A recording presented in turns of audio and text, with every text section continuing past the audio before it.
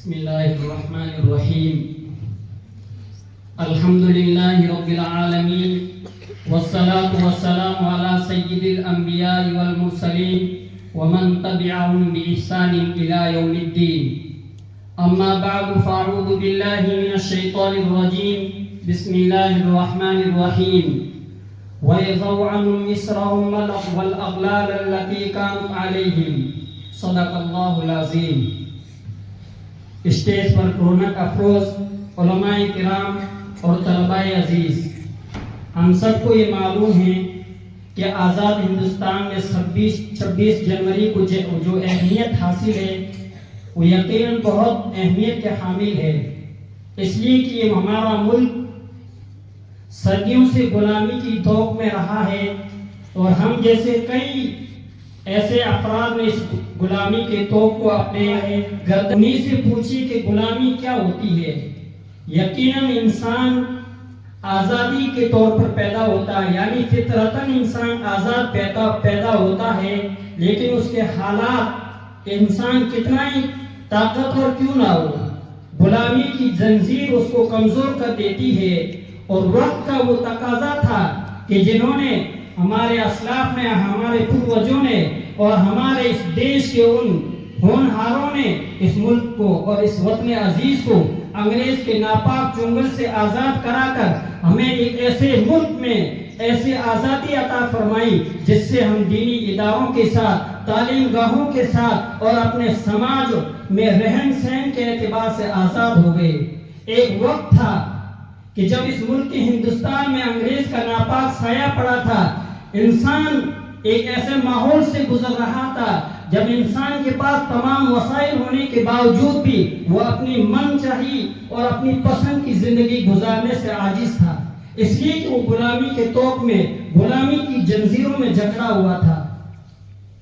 لیکن ہمارے اسلاف نے، ہمارے بزرگوں نے جب یہ سوچا کہ ہم تو اس غلامی کی توق میں جکڑے ہوئے ہیں، لیکن ہمارے آنے والی نسل کا کیا ہوگا جو ہمیشہ ہمیش کے لیے ہمیں یہ یاد دلائے گی اور ہمیں یہ پوسے گی کہ ہمارے بزرگوں نے ہمیں آزاد نہیں کرایا۔ اس لیے ہمارے بزرگوں نے اس وطن عزیز کے لیے کتنی کوششیں کی ہوگی، کتنی قربانیاں دی ہوگی۔ جب ہم تاریخ کا مطالعہ کرتے ہیں کہ وہ جو قال اللہ قال رسول کی صدائے بلند کرنے والے مسند حدیث پر بیٹھ کر طلبہ عزیز کے دلوں کو حدیث سے منور کرنے والے علماء کرام نے مسند حدیثوں کو چھوڑ کر اپنے وطن عزیز کو آزاد کرانے کے لیے انگریزوں کے سامنے سینہ تان کر کھڑے ہو گئے تھے۔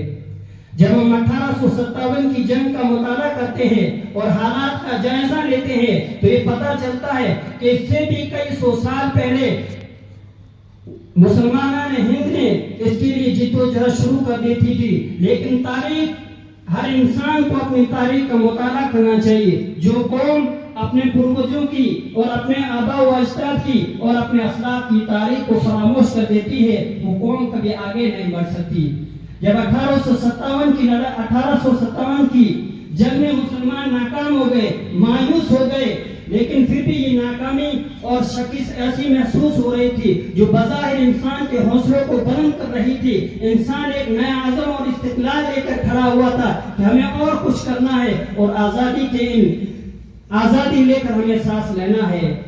لکھا ہے کہ سید احمد شہید رحمت اللہ علیہ نے کیا کہ مادر وطن کو ایک پلیٹ فارم پر جمع کیا اور ایسی دھماکار تقریروں سے اور اپنے واز سے وطن عزیز کو ایک پلیٹ فارم پر لا کر ان کو یہ احساس دلایا کہ اگر آج ہم اس ہندوستان کو آزاد نہیں کرائیں گے، اگر آج ہم اس غلامی کی توق کو اپنے گلے سے نہیں نکالیں گے تو آنے والی نسلیں ہمیں کبھی نہیں معاف کرے گی۔ تو بزرگوں اور دوستوں، ہمارے اسلاف نے کن قربانیوں سے گزر کر اور کن حالات سے دوچار ہو کر اس 26 جنوری کو دن ہمارے لیے مناتے ہیں۔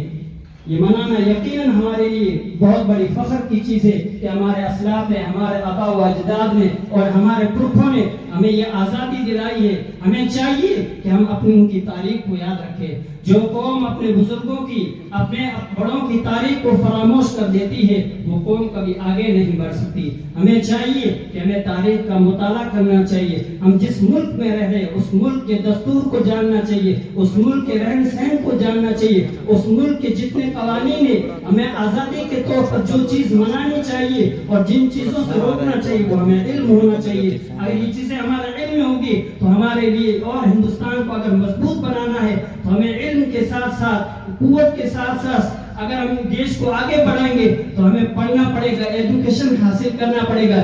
جو پڑھتا ہے وہ اپنے قوم کو لیے پڑھتا ہے.